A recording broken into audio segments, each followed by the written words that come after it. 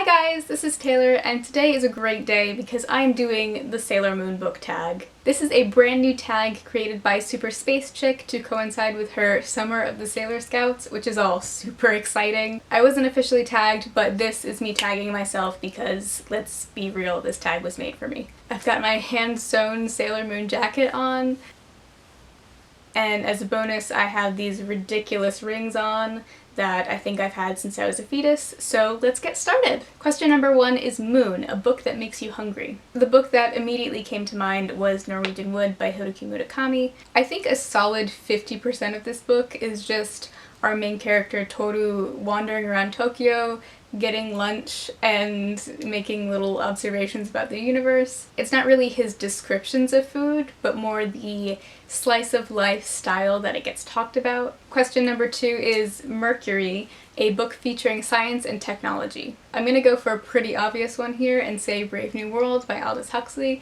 but here's why. Personally, I think of the three big dystopian classics as 1984, Fahrenheit 451, and Brave New World, with Brave New World being the least widely read. However, it's my personal favorite by a long shot, so if you're in that camp, maybe you've read 1984, Fahrenheit 51, and not Brave New World, definitely give it a shot. Huxley has so much imagination in his dystopia, and that's what really sets it apart for me. Question 3 is Venus, a book that makes you want to play video games. I really wanted to play some OG Super Mario Bros. While I was reading the 33 1/3 installment for Koji Kondo's Super Mario Bros. Soundtrack. This basically examines the soundtrack for the original Super Mario arcade game, how it came to fruition, and why it's so successful as an 8-bit soundtrack. Reading this got me really pumped to play video games, and just really appreciative of 8-bit soundtracks in general. Question 4 is Mars, a book inspired by mythology or folklore. I actually tend to stay away from mythology and folklore. It's one of those tropes that I personally don't like very much. But from my TBR, I do have this collection of Russian stories and legends as told by Leo Tolstoy. I'm familiar with and I trust Tolstoy, and I don't know anything about Russian folklore or legends, so this should be interesting. Question number 5 is Jupiter, a book that gave you strong feelings. There are so many that I could pick, either positive or negative.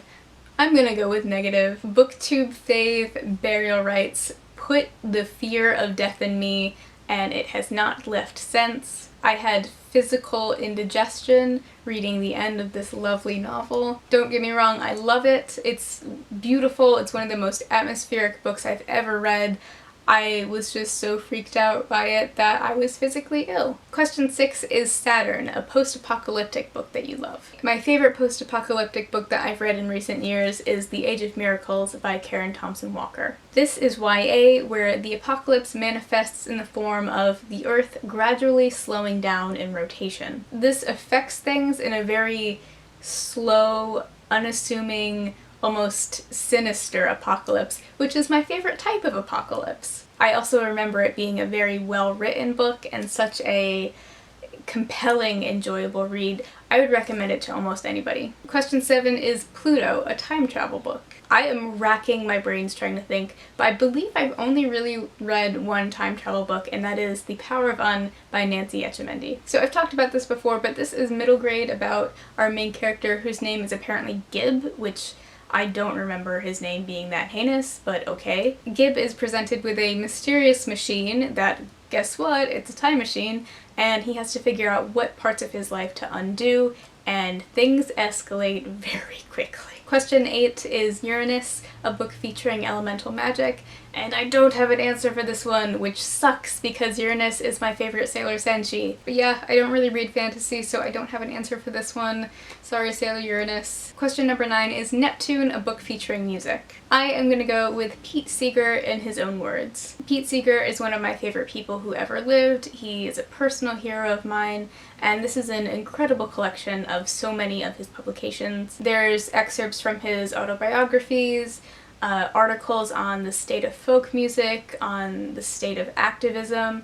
There's letters between him and other musicians. This is such an amazing insight into one of my favorite musicians of all time. Question 10 is Tuxedo Mask, a book with masquerades or hidden identities. I think the best pick for this one is actually the New York trilogy, which I just finished. I say this because you start off this book thinking that you know who everybody is, and then it's slowly revealed that maybe you don't, and then you reach the end and you're like, who am I?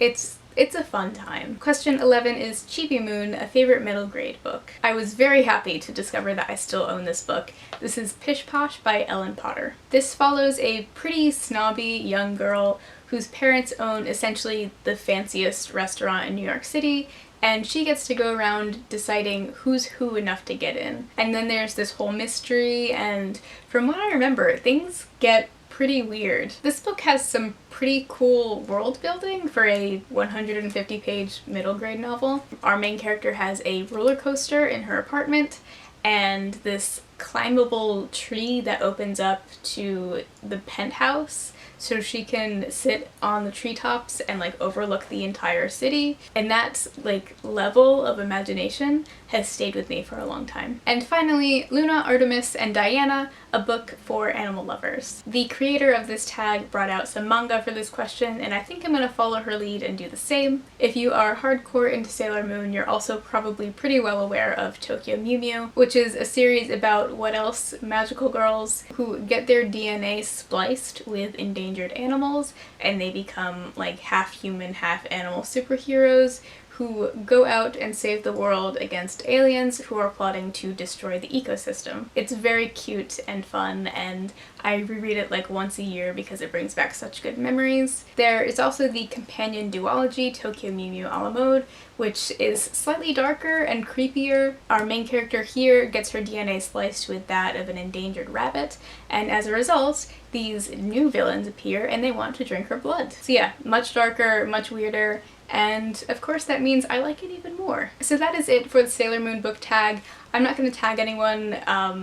I don't know anyone else who is as into Sailor Moon as I am. But if you want to do this tag, I highly encourage you to. It is the summer of the Sailor Scouts after all. But I hope you're having a fantastic day. Go out there and fight evil in the name of the moon, and I will see you very soon. Bye!